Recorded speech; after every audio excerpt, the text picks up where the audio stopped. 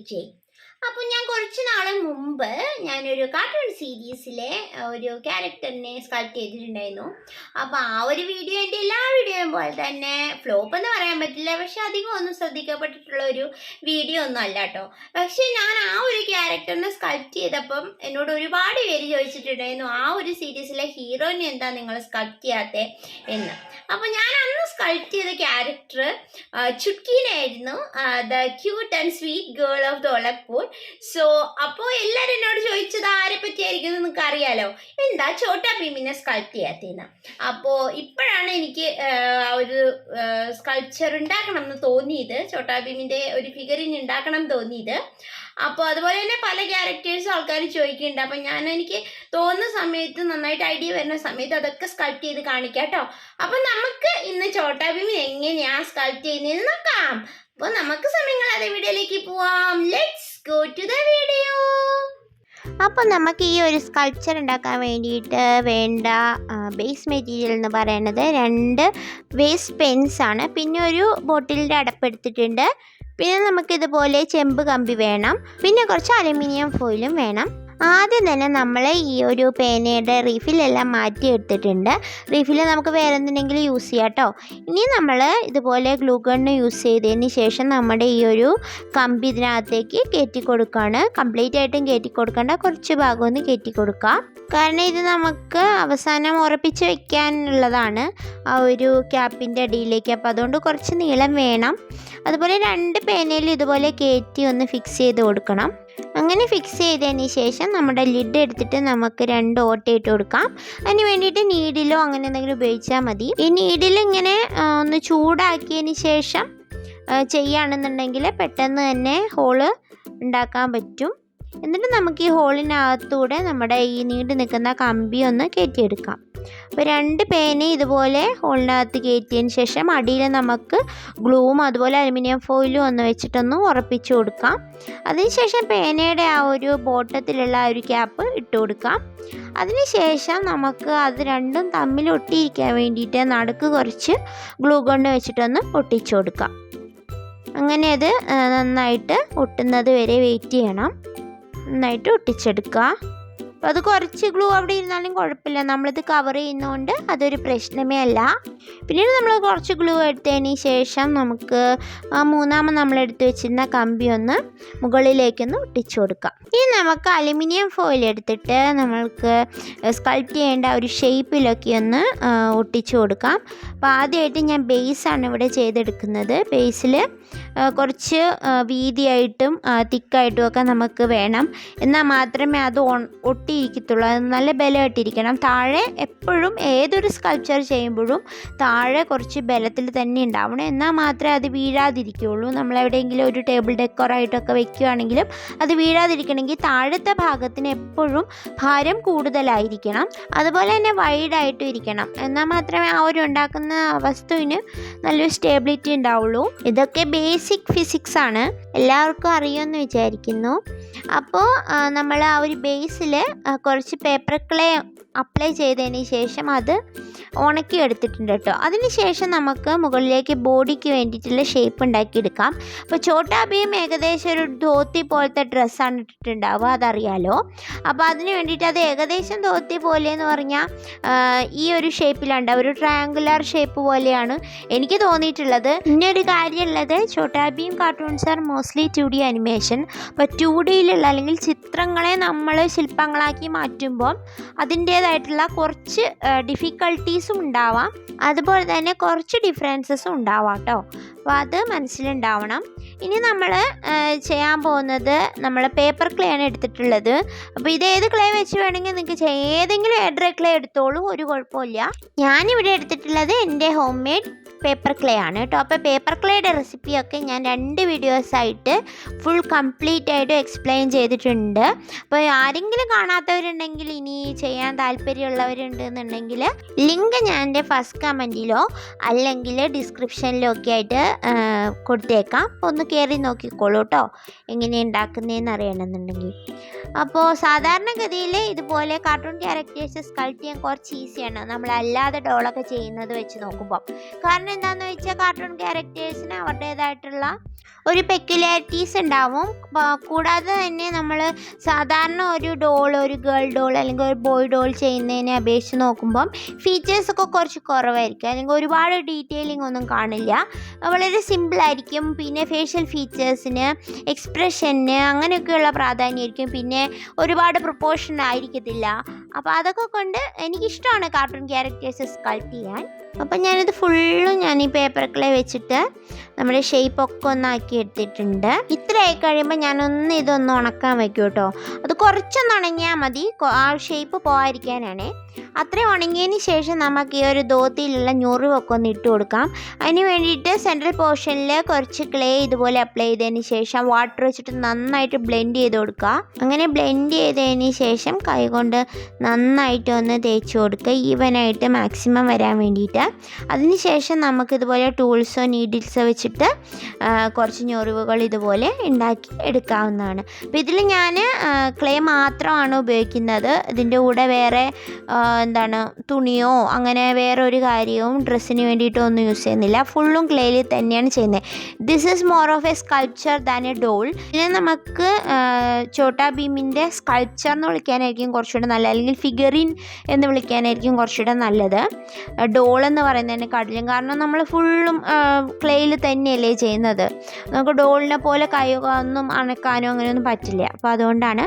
ഇനി നമുക്ക് face sculpt ചെയ്യാം. അപ്പോൾ ഫേസ് സ്കൾപ്റ്റ് ചെയ്യാൻ വേണ്ടിയിട്ട് ഇതുപോലെ അലുമിനിയം ഫോയിൽ ഒന്ന് ചുരുട്ടിയെടുത്തതിന് ശേഷം എൻ്റെ പുറത്തേക്ക് നമ്മൾ ഫേസ് സ്കൾപ്റ്റ് ചെയ്ത് കൊടുക്കുകയാണ്. ഇതിനകത്ത് ഛോട്ടാ ഭീമിൻ്റെ ഫേസിൻ്റെ എല്ലാ സ്റ്റെപ്സും കാണിച്ചിട്ടുണ്ട് കേട്ടോ.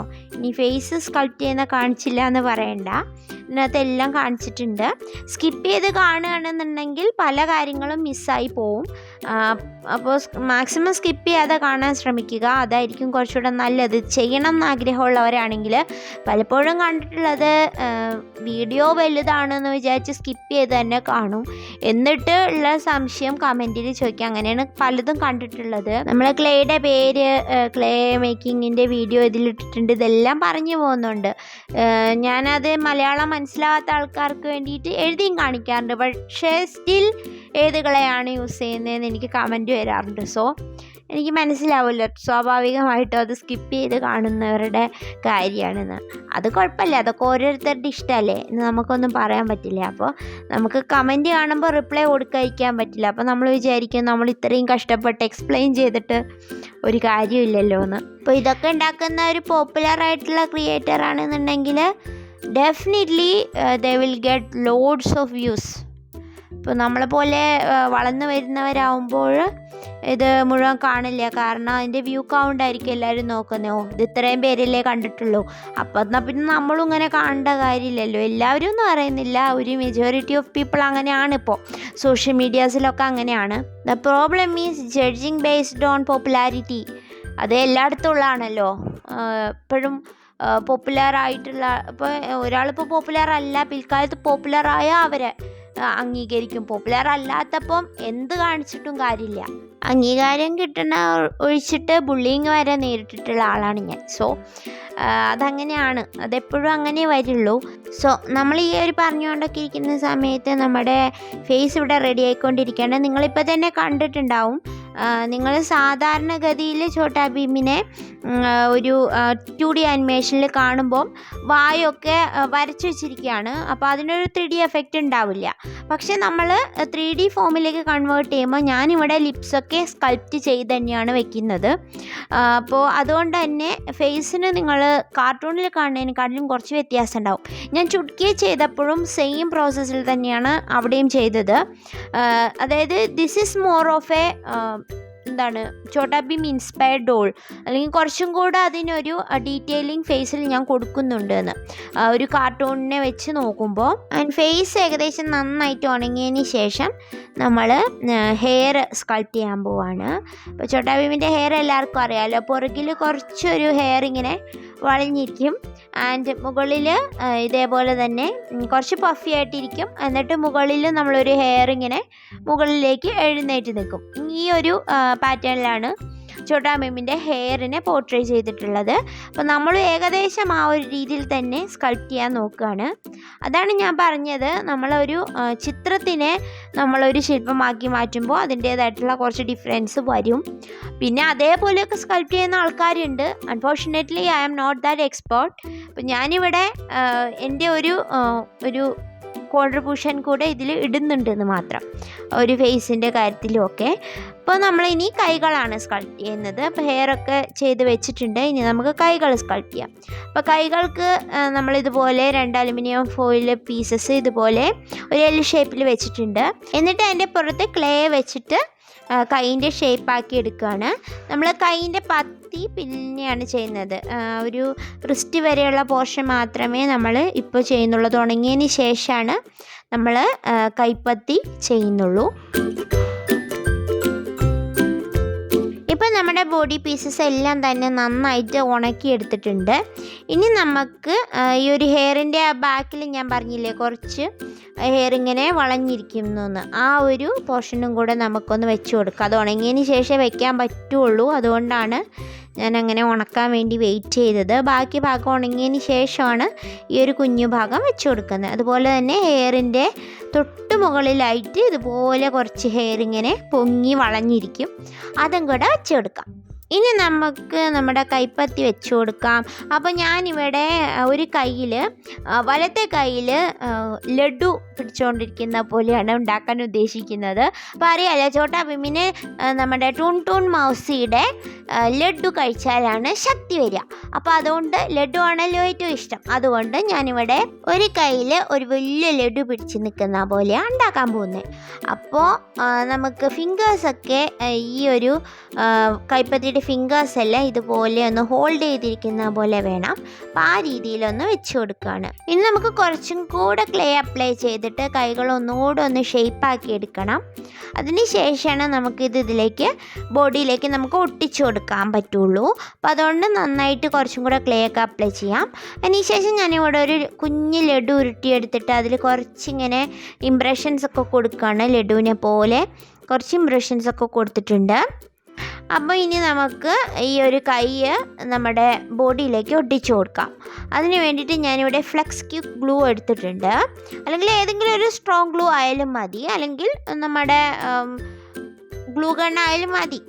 ഗ്ലൂ ഗണ്ണിനെക്കാട്ടിലും കുറച്ചും കൂടെ ഇതാവുമ്പോൾ കുറച്ചും കൂടെ ഒന്ന് ഹോൾഡ് ചെയ്തിരിക്കും എന്നുള്ളതുകൊണ്ട് നന്നായിട്ട് ഉണങ്ങിയതിന് ശേഷമാണല്ലോ നമ്മൾ ഒട്ടിക്കുന്നത്. അപ്പം നമുക്ക് ഫ്ലെക്സ്ക്വിക്ക് വെച്ചിട്ട് ഇത് നന്നായിട്ടൊന്ന് ഒട്ടിച്ചു കൊടുക്കും. ഒന്ന് ഹോൾഡ് ചെയ്ത് കൊടുത്താൽ മാത്രം മതി, അത് നന്നായിട്ട് ഉണങ്ങി കിട്ടും.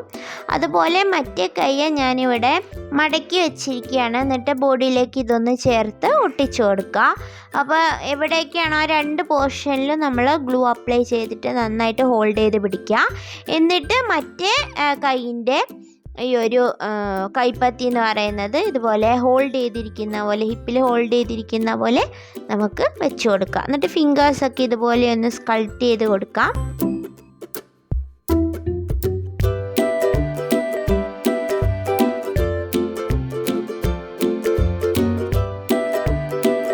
ഇനി നമുക്ക് ഈ ഒരു ഒട്ടിച്ച പോർഷനൊന്നും അധികം കാണാതിരിക്കാൻ വേണ്ടിയിട്ട് അതിൻ്റെ പുറത്തേക്ക് കുറച്ചും കൂടെ ക്ലേ അപ്ലൈ ചെയ്തിട്ട് ഒന്ന് ഒട്ടിച്ചു കൊടുക്കാം. അപ്പോൾ ഇപ്പോൾ നല്ല മഴയൊക്കെ ആയതുകൊണ്ട് ഉണങ്ങി കിട്ടാനൊക്കെ കുറച്ച് ബുദ്ധിമുട്ടായിരുന്നു കേട്ടോ. അപ്പോൾ ഇതിന് മുമ്പ് ഞാൻ പോസ്റ്റ് ചെയ്യണമെന്ന് വിചാരിച്ചാണ്. അപ്പോൾ ഇത് നന്നായിട്ട് ഉണങ്ങി കിട്ടിയില്ല, അല്ലെങ്കിൽ ഞാൻ കഴിഞ്ഞ തിങ്കളാഴ്ച തന്നെ പോസ്റ്റ് ചെയ്തേനെ ഇത്. അപ്പോൾ ഉണങ്ങാത്തതുകൊണ്ടാണ് ഇത്രയും നീണ്ടുപോയത്. ഞാൻ കുറച്ച് ടൈം എടുത്ത് തന്നെ സ്കൾപ്റ്റ് ചെയ്യുന്ന ആളാണ്. എനിക്ക് ഓരോ പോർഷനും ഉണങ്ങിയിട്ടൊക്കെ ചെയ്യാനാണ് ഇഷ്ടം. കാരണം നമ്മളെപ്പോഴും പെർഫെക്ഷനാണ്. എൻ്റെ ഒരു ലെവൽ ഓഫ് പെർഫെക്ഷൻ ഭയങ്കര പെർഫെക്റ്റ് ഒന്നും അല്ലെങ്കിലും നമുക്കൊരു സാറ്റിസ്ഫാക്ഷൻ വരുന്ന രീതിയിലാണ് ഞാൻ ഉണക്കിയെടുത്ത് തന്നെയാണ് സ്കൾപ്റ്റ് ചെയ്ത് തീർക്കാറ്. പെട്ടെന്ന് സ്കൾപ്റ്റ് ചെയ്ത് തീർത്താൽ ചിലപ്പോൾ ഷേപ്പൊന്നും ശരിയാവില്ല. എന്നിട്ട് നമ്മളിതെല്ലാം ഉണക്കി വീണ്ടും ഒന്ന് നന്നായിട്ട് ഉണക്കിയെടുത്തിട്ടുണ്ട്. ഉണക്കിയെടുത്തതിന് ശേഷം ഫേസൊക്കെ നമുക്ക് സാൻഡ് പേപ്പർ വെച്ചിട്ട് ഒന്ന് ഉരച്ചു കൊടുക്കുക. എവിടെയെങ്കിലും പൊങ്ങി നിൽക്കുമോ അങ്ങനെയൊക്കെ ഉണ്ടെങ്കിൽ ഒന്ന് ഉരച്ചു കൊടുക്കുക. അതിൻ്റെ ആവശ്യമില്ല, ഏകദേശം ഇത് നന്നായിട്ട് തന്നെ ആണ് ഉള്ളത്. ഇനി നമുക്ക് ഒരു കോട്ട് സിമെൻറ്റ് പ്രൈമർ അടിച്ചു കൊടുക്കാം. അപ്പം ഞാനിവിടെ സിമെൻറ്റ് പ്രൈമർ അടിച്ചു കൊടുക്കുന്നുണ്ട് എന്നുള്ളതുകൊണ്ട് നിങ്ങളുടെ കയ്യിലുണ്ടെങ്കിൽ മാത്രം ചെയ്താൽ മതി. ഇത് ഓപ്ഷണലാണ്, ഹൈലി ഓപ്ഷണലാണ്. അപ്പോൾ ഇത് നമുക്ക് കുറച്ചും കൂടെ പെയിൻറ്റ് ലാഭിക്കാൻ പറ്റുന്നുള്ളതുകൊണ്ടാണ് ഈ സിമെൻറ്റ് പ്രൈമർ ഒന്ന് അടിച്ചു കൊടുക്കുന്നത്. അല്ലെങ്കിൽ വൈറ്റ് പെയിൻറ്റ് അടിച്ചു കൊടുത്തിട്ട് വേണമെങ്കിൽ നമുക്ക് പെയിൻറ്റ് ചെയ്തെടുക്കാം. അപ്പം ഞാനിവിടെ സ്കിൻ കളറൊക്കെ പെയിൻറ്റ് ചെയ്ത് എടുത്തിട്ടുണ്ട്. ഇനി നമുക്ക് ധോത്തിക്കൊക്കെ ഓറഞ്ച് കളറ് പെയിൻറ്റ് അടിച്ചു കൊടുക്കാം. ഇതൊരു 2 കോട്ടെങ്കിലും അടിച്ചു കൊടുക്കേണ്ടി വരും കംപ്ലീറ്റ് ആയിട്ടും ഒരു ഈവൻ ലുക്ക് കിട്ടാൻ വേണ്ടിയിട്ട്. കാരണം എന്താ വെച്ചാൽ പേപ്പർ ക്ലേ ആണ് നമ്മൾ യൂസ് ചെയ്തിട്ടുള്ളത്. അപ്പോൾ അത് കുറച്ചൊന്ന് വലിച്ചെടുക്കും, പെയിൻറ്റിനെ ഒന്ന് വലിച്ചെടുക്കും. അപ്പോൾ ചിലപ്പോൾ 2 കോട്ടൊക്കെ വേണ്ടി വരും അത് നന്നായിട്ടൊന്ന് കളർ ഇങ്ങനെ ഉദിച്ച് നിൽക്കാൻ വേണ്ടിയിട്ട് കേട്ടോ. ഇനി നമുക്ക് ഹെയറിന് കളർ കൊടുക്കാം. ശരിക്കും പറഞ്ഞാൽ ഒരു ഡാർക്ക് ബ്രൗൺ ഷെയ്ഡാണ് ഛോട്ടാ ഭീമിൻ്റെ ഹെയറിന് കാണുന്നത് കാർട്ടൂണിൽ. സോ അതുകൊണ്ട് തന്നെ ഞാനിവിടെ ഡാർക്ക് ബ്രൗൺ ആണ് കൊടുക്കുന്നത്. അതുപോലെ ഷൂസിനും ആ കളർ തന്നെയാണ് കൊടുത്തിട്ടുള്ളത്. ഇനി കണ്ണുകൾ വരച്ചു കൊടുക്കാം. കണ്ണിനകത്ത് നമുക്ക് വലിയ ഉണ്ട കണ്ണാണ് നമ്മൾ കാർട്ടൂണിൽ കാണുന്നത്. ഞാൻ അതിനെ ഒന്ന് ജസ്റ്റ് ഒന്ന് ഷേപ്പാക്കി കൊടുക്കുന്നുണ്ട്. പക്ഷേ വലിയ വ്യത്യാസമൊന്നും ഞാൻ കണ്ണിൻ്റെ കാര്യത്തിൽ വരുത്തിയിട്ടില്ല. അപ്പോൾ 2 കണ്ണും നമുക്ക് ഇതുപോലെ വരച്ചു കൊടുക്കാം. ഇതിപ്പോൾ ഒരു അനിമെ ഐസിൻ്റെ ഒരു ഷേപ്പിലാണുള്ളത്. അതുപോലെ പിരിക ഒന്ന് ചെരിച്ച് വേണം വരയ്ക്കാൻ. അതുപോലെ 2 പിരിക വരച്ചു കൊടുത്തു. ഇനി നമുക്ക് കണ്ണിൻ്റെ അകത്ത് ഐറിസും അതുപോലെ കൃഷ്ണമണിയൊക്കെ വരച്ചെടുക്കാം. അതിന് ശേഷം നമുക്ക് ലിപ്സ് വരച്ചു കൊടുക്കാം. അപ്പോൾ ലിപ്സ് ഞാൻ ഒരുപാട് ഡീറ്റെയിലിംഗ് ഒന്നും കൊടുക്കുന്നില്ലെങ്കിൽ ഒരു ചെറിയ ഒരു ലിപ് ഷെയ്ഡ് കൊടുത്തിട്ടുണ്ട്. എന്നിട്ട് ഞാനൊന്ന് ജസ്റ്റ് ഒന്ന് വരച്ചെടുത്തിട്ടുണ്ട്. പിന്നെ ഒരു കുറി ഇട്ട് കൊടുക്കാം. സാധാരണ ഇതുപോലെ ഒരു ഗോപി കുറി ഇട്ടിട്ടുണ്ടാവും ഛോട്ടാ ഭീം, നിങ്ങൾക്കൊക്കെ അറിയാമല്ലോ. അപ്പോൾ ഇനി നമുക്ക് ആ ഒരു കഴുത്തിലുള്ള ഒരു ഏലസ് പോലത്തെ ഒരു മാല പോലെ ഉണ്ടല്ലോ, അതും കൂടെ വരച്ചു കൊടുക്കുക. അതുപോലെ കയ്യിലും ഉണ്ട് അതുപോലെ, അത് ഒന്ന് ഷെയ്ഡ് ചെയ്തെടുക്കാം. അതിന് വേണ്ടിയിട്ട് യെല്ലോ കളർ പെയിൻറ്റ് എടുത്തിട്ടുണ്ട്. അതുപോലെ കയ്യിൽ 2 ഹാൻഡ് ഓർണമെൻറ്റ്സ് ഉണ്ട്, അതിന് നമുക്ക് യെല്ലോ കളർ കൊടുക്കാം. അതിനുശേഷം നമുക്ക് ലഡുവിനൊരു ഓറഞ്ച് യെല്ലോ ഷെയ്ഡും കൂടെ കൊടുത്തെടുക്കാം. അങ്ങനെ നമ്മുടെ ഛോട്ടാ ഭീം ഫിഗറിൻ അല്ലെങ്കിൽ സ്കൾപ്ചർ ഇവിടെ റെഡി ആയിട്ടുണ്ട്. ഞാൻ ഒരു ബേസ്, നമ്മൾ ഛോട്ടാ ഭീം നിൽക്കുന്ന ഒരു ബേസിന് ഗ്രീൻ കളറാണ് കൊടുത്തിട്ടുള്ളത്. നിങ്ങൾക്ക് അതിന് ഏത് കളർ വേണമെങ്കിലും കൊടുക്കാം. ഞാനിവിടെ ഒരു പുല്ലിൻ്റെ പുറത്തൊക്കെ നിൽക്കുന്ന പോലത്തെ എഫക്റ്റാണ് കൊടുത്തിട്ടുള്ളത്.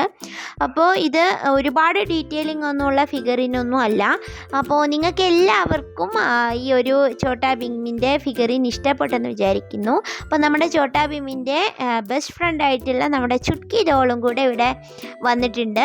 അപ്പോൾ ഇതാണ് ഞാൻ നേരത്തെ ചെയ്തിട്ടുള്ള ചുട്കി ഡോള്. നിങ്ങളെല്ലാവരും ഓർക്കുന്നുണ്ടെന്ന് വിചാരിക്കുന്നു. അപ്പോൾ ചുട്കിയെ ഒന്ന് കണ്ടില്ലെങ്കിൽ ഒന്ന് കണ്ടു നോക്കണം കേട്ടോ ആ വീഡിയോയും കൂടെ. അല്ലെങ്കിൽ നമ്മുടെ ഛോട്ടാ ഭീമിന് വിഷമായാലോ, ഛോട്ടാ ഭീമിൻ്റെ ബെസ്റ്റ് ഫ്രണ്ട് അല്ലേ, ബെസ്റ്റ് കൂട്ടുകാരിയല്ലേ ചുട്കി. അപ്പോൾ ചുട്കിയും കൂടെ നിങ്ങൾ കണ്ടില്ലെങ്കിൽ ഛോട്ടാ ഭീമിന് സങ്കടമാവും. അപ്പോൾ ആ ഒരു വീഡിയോയും കൂടെ നിങ്ങൾക്ക് ടൈം കിട്ടുമ്പോൾ എപ്പോഴെങ്കിലും ഒന്ന് കണ്ടു നോക്കുക. അപ്പോൾ ഇന്നത്തെ വീഡിയോ ഇത്രയേ ഉള്ളൂ. അപ്പോൾ നിങ്ങൾക്ക് എല്ലാവർക്കും ഇന്നത്തെ വീഡിയോ ഇഷ്ടപ്പെട്ടിട്ടുണ്ടെങ്കിൽ എന്ത് ചെയ്യണം, ലൈക്ക് ചെയ്യാനും കമൻറ്റ് ചെയ്യാനും, പിന്നെ ആർക്കെങ്കിലും ഒക്കെ ഇതുപോലത്തെ ഫിഗറിങ്സ് ഒക്കെ ഉണ്ടാക്കാൻ ഇഷ്ടമുണ്ടെങ്കിൽ അവർക്ക്. അപ്പോൾ നമുക്കിനി പുതിയൊരു വീഡിയോ ആയിട്ട് തിങ്കളാഴ്ച കാണാം. Till then thank you for watching. Choose.